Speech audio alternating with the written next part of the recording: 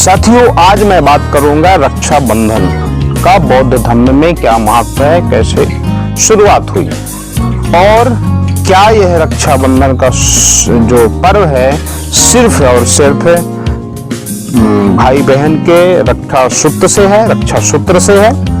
इस संबंध में बात करूंगा। उससे पहले रिक्वेस्ट करूंगा कि प्लीज चैनल सब्सक्राइब करके घंटी की बटन प्रेस करके ऑल सेलेक्ट कर लीजिए।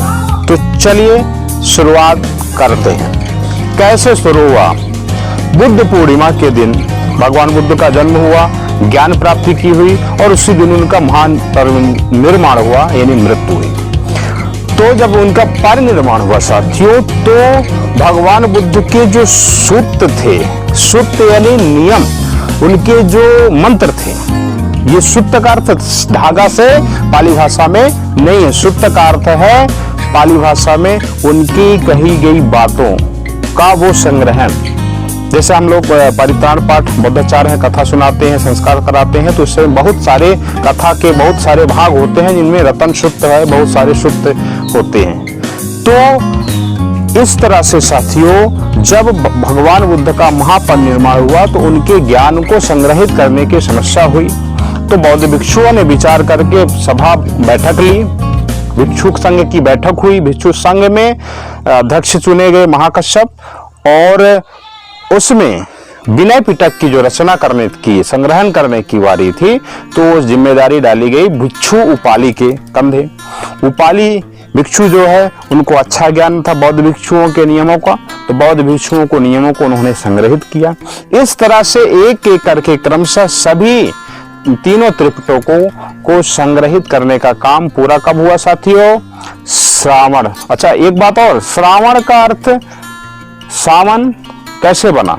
तो श्रवण यानी बौद्ध भिक्षु उपासक श्रवण कहलाए, और श्रवण से श्रावण बना, और श्रावण से सावन बना।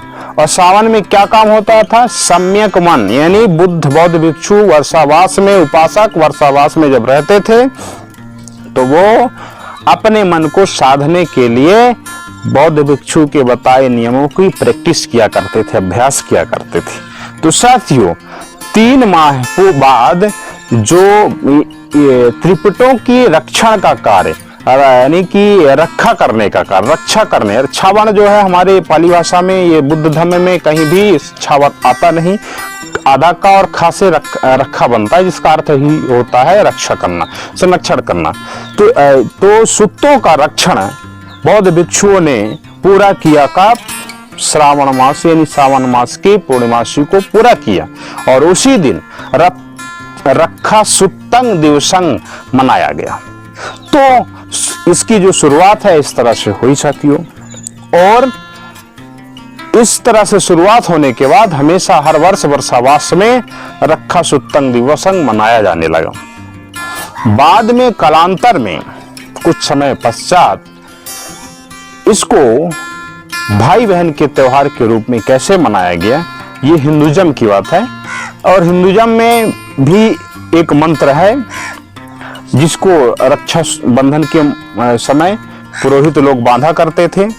एन बद्धो बलि राजा दानवेंद्रो महाबलम तेन तम प्रतिबद्धा में रक्ष माचल माचल।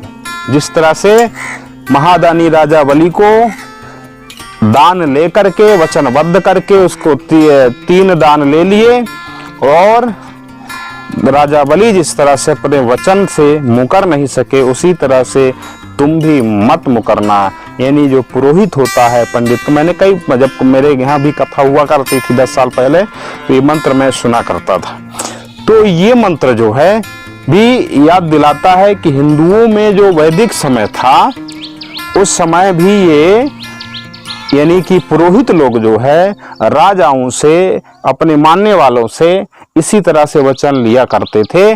तो हिंदू में यानी कि जो वैदिक धर्म है उसमें भी इस तरह की बातें रही होंगी, तभी तो ये मंत्र था। अब विषय बात आती है भाई बहन के संबंध में कैसे आया। तो कैसे आए इसकी तो मुझे जानकारी नहीं है साथियों, लेकिन एक बात जरूर कहेंगे कि भाई बहन का उत्सव ये बिल्कुल भी नहीं होना चाहिए। क्योंकि ये सबका उत्सव, यदि है तो सबका उत्सव होना चाहिए। और क्या होना चाहिए? अच्छी बातों का रक्षण करिए, अच्छी सोच का रक्षण करिए, त्रिसम पंचशील। और ये अच्छी सोच, अच्छे व्यवहार, अच्छे आचरण जब छोटे बच्चों को डाले जाएंगे तो ये राखी बांधने की, यानी ये सूत्र धागे बांधने से रक्षा नहीं होती है। रक्षा होती है विचारों से साथियों, रक्षा होती है संयम से, रक्षा होती है आचरण से, इससे रक्षा होती है। और इससे रक्षा होगी तो हर बहन की, हर भाई की, सबकी रक्षा होगी। तो साथियों, ये बिल्कुल भी मेरे नजरिए में, मेरे दृष्टिकोण में आप कमेंट करके बताइएगा कि ये भाई बहन का उत्सव बिल्कुल भी नहीं है। भाई बहन के उत्सव से एक प्रश्न, शंका जरूर पैदा होती है कि आखिर क्या पहले के भाई ईमानदार नहीं होते थे जो बहनों ने उनसे रक्षा का वचन देना शुरू किया? हमेशा स्त्रियों को और पुरुषों को कटघरे में खड़ा करने का ये जो सिद्धांत है, ये बिल्कुल भी अच्छा नहीं है। मैं मानता हूं कि रक्षा जो होनी चाहिए, जो होती है वो सोच से, विचारों से होती है।